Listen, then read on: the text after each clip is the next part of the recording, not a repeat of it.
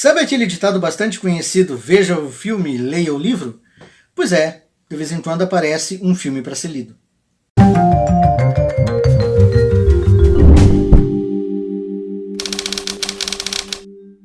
Sejam bem-vindos, leitores de todo o universo. Eu sou Carlos André Moreira, este é o seu admirável Mundo Livre, e hoje nós vamos falar sobre um lançamento sui generis deste ano, tanto aqui no mercado brasileiro quanto no mercado americano, de onde esse livro vem originalmente. Nós vamos comentar o romance Era Uma Vez em Hollywood, uma adaptação em prosa de ficção do roteiro que Quentin Tarantino escreveu para o seu filme de mesmo nome, que foi sucesso de público e crítica na temporada cinematográfica de 2019.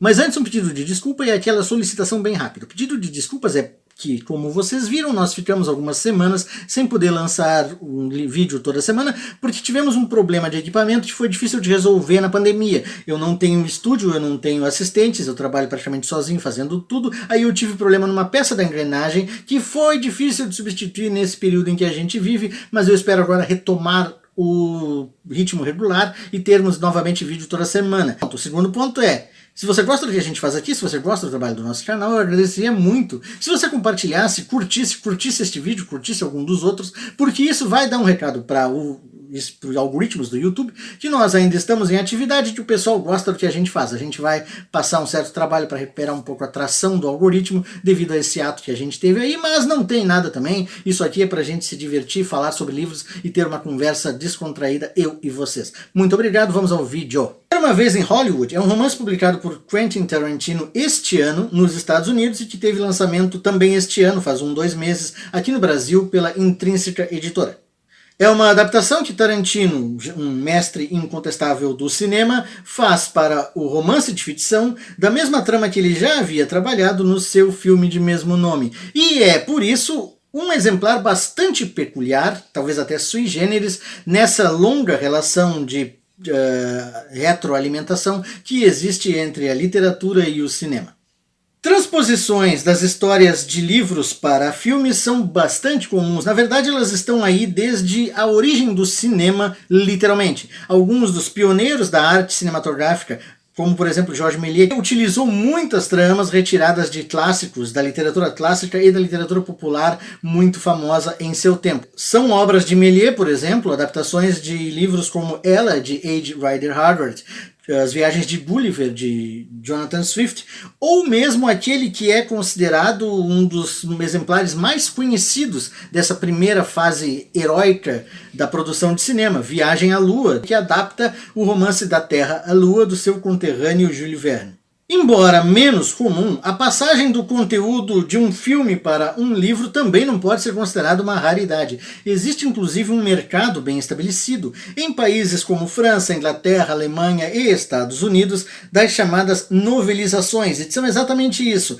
Pegar a trama de um filme, transformar a história de um filme em um romance. Na maioria das vezes, a qualidade desse tipo de obra, do resultado desse tipo de processo, é bastante questionável.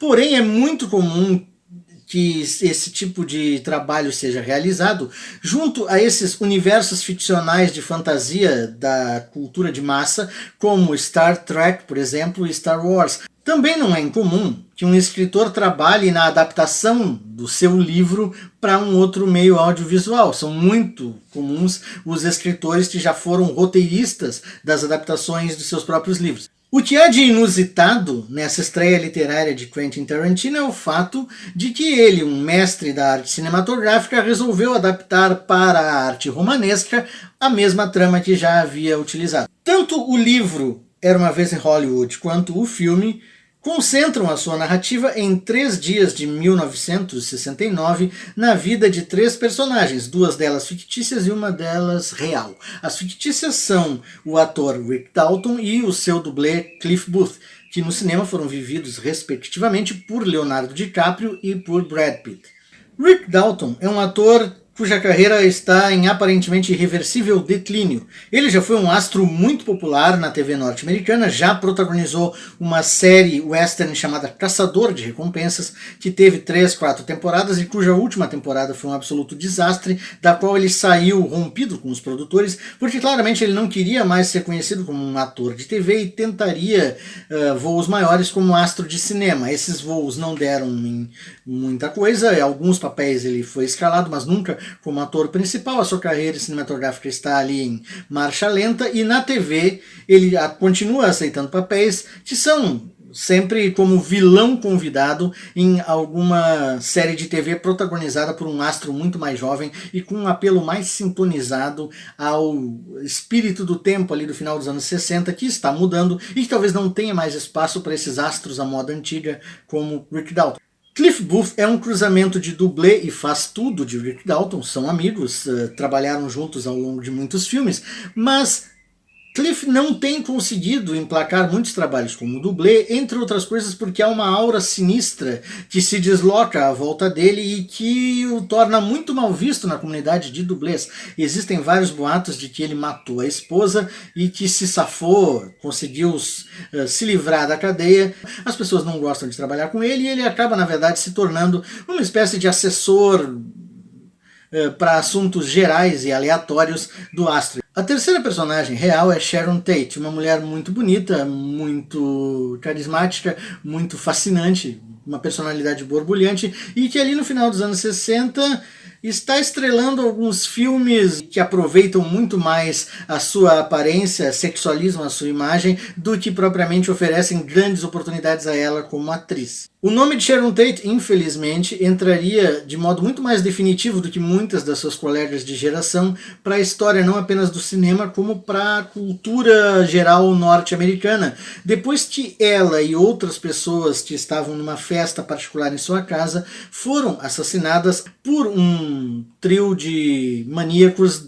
que faziam parte do culto um tanto delirante de Charles Manson e da sua família, um bando de hippies que viviam em comunidade num antigo rancho de filmagem de faroestes em Los Angeles. Uma das coisas interessantes dessa estreia em romance de Quentin Tarantino é que, sabendo que ele está lidando com um outro veículo, com outro tipo de aspiração, ele promove uma reengenharia radical da história que ele havia contado no filme, ao mesmo tempo tornando-a mais focada em termos de exegese, ou seja, daquele tempo que transcorre dentro da narrativa, e um tanto mais dispersa na questão da montagem. É bastante, inclusive, surpreendente notar o quanto Tarantino, um sujeito que é um mestre incontestável da montagem cinematográfica, ainda é um tanto confuso e até mesmo iniciante, cometendo alguns erros bastante amadorísticos na montagem de uma narrativa em romance.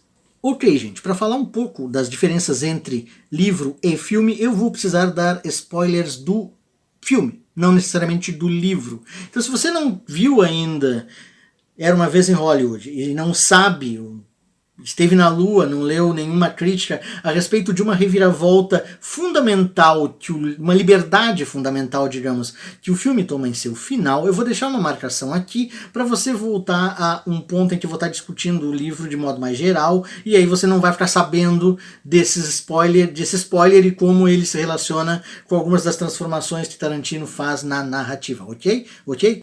Era Uma Vez em Hollywood, o filme organiza a sua trama de modo a privilegiar o suspense.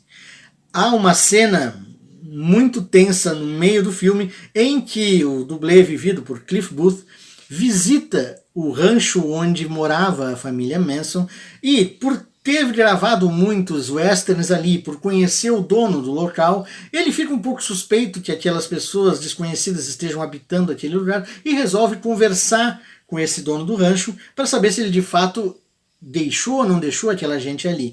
Como o Cliff é um personagem fictício e ele entra sem aparentemente proteção nenhuma no antro de um misto de seita e de quadrilha, e que mais tarde de fato cometeria vários assassinatos, Tarantino usa essa cena para criar uma atmosfera de suspense muito efetiva, porque nada impede, por exemplo, que, pelo que se saiba, Cliff Booth desapareça durante aquela cena, seja assassinado, retaliado ou algo do gênero. No final do filme, Tarantino faz uma operação semelhante, mas aproveitando, digamos, o outro lado da moeda dessa questão.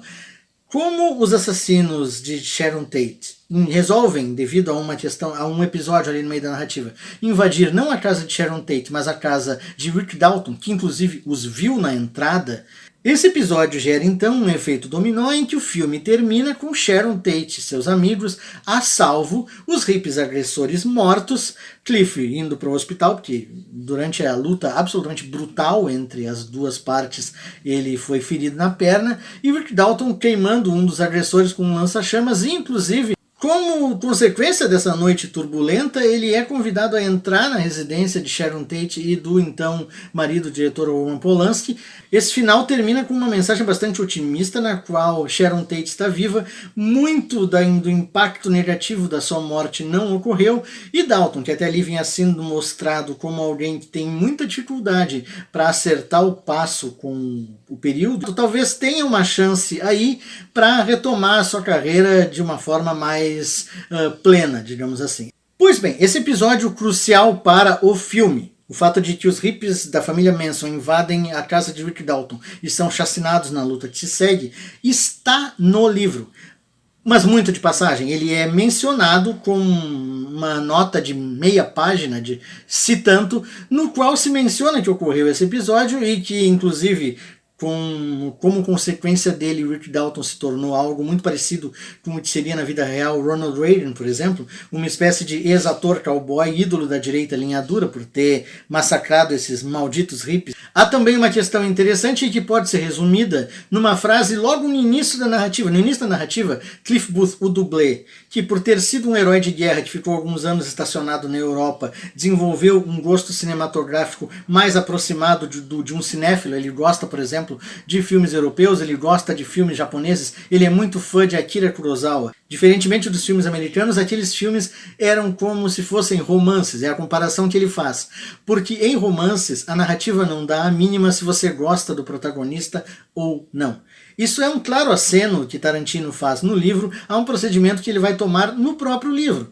A ambiguidade que o personagem de Brad Pitt apresenta na tela, justamente não só pelo carisma do ator, que o interpreta com graça e leveza, mas porque a própria narrativa faz um picote, dá umas elipses em alguns pontos bastante fundamentais. No livro, Tarantino simplesmente abdica dessa ambiguidade e diz diretamente que Booth não apenas matou a sua mulher, como já foi responsável por outras mortes, e não apenas no teatro de guerra.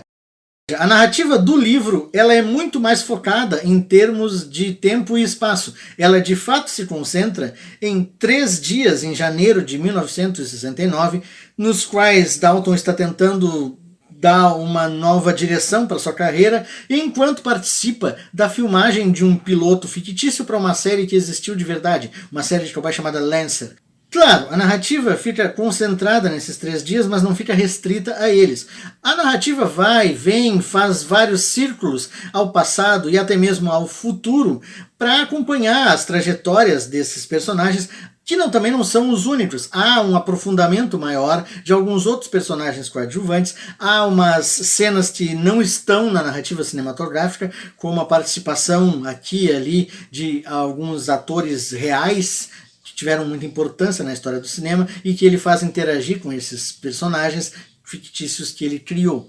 Ok, a essa altura do campeonato ninguém precisa contar para ninguém que Quentin Tarantino é um grande escritor de diálogos. Isso está expresso nos seus filmes, é inclusive uma das características mais fortes dos seus filmes, esses diálogos espertos em que o ritmo da fala é musical e em que as pessoas estão trocando ali frases muito dinâmicas e ao mesmo tempo com um ritmo muito agradável. Isso, portanto, mostra que um dos pontos do livro vai ser, obviamente, a grande quantidade de diálogos. Ele é um livro muito calcado em diálogos, mas há também grandes voos da prosa de Quentin Tarantino, e é aí que parte do seu hábito cinematográfico vem para dentro do seu livro como uma espécie de cacuete de alguém que ainda não compreendeu muito bem como o mecanismo do romance funciona. Para começar, Tarantino é muito repetitivo. É surpreendente o quanto, ao narrar os episódios que levam até um determinado momento em que dois personagens vão interagir e conversar, por exemplo, Tarantino repisa mais de uma vez narrações, descrições e até mesmo frases inteiras que ele já usou em outras partes do livro. No cinema, Tarantino adora misturar elementos vindos de procedências variadas como se fosse um grande caldeirão e que não necessariamente levam todos ao mesmo efeito ou ao mesmo propósito no final. É muito comum que vários personagens apresentem narrações em off que são utilizadas em apenas uma cena e depois desaparecem. Ele monta seus filmes como cenas muitas vezes cronologicamente fora de ordem e aparentemente desconexas, mas que formam um conjunto orgânico quando o propósito dessa montagem é conhecido.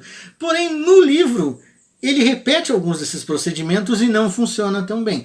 Mais de uma vez, a narrativa, que é em terceira pessoa e onisciente, ela está no ponto de vista de um personagem durante um diálogo, ela pula para dentro da cabeça de um outro personagem naquele diálogo, como se mudando o ponto de vista, mas essa mudança de ponto de vista, ela não tem propósito nenhum, não apenas na narrativa maior, como naquela própria cena. Uma estratégia interessante que Tarantino adapta do filme para o livro, contudo, é se no filme nós vemos várias cenas do piloto se desenrolarem até o momento em que alguém grita corta ou a cena se desfaz e o quadro se amplia para vermos as câmeras em ação e sabermos que ali está sendo filmado aquele episódio que Rick Dalton está participando, no livro isso é repetido pela construção, algo em forma de pulp literário, com um ar meio Elmore Leonard, por exemplo, da narrativa da trama básica do piloto como se fosse um romance de faroeste. Um romance de faroeste, inclusive, igual aos que Rick Dalton vai lendo ao longo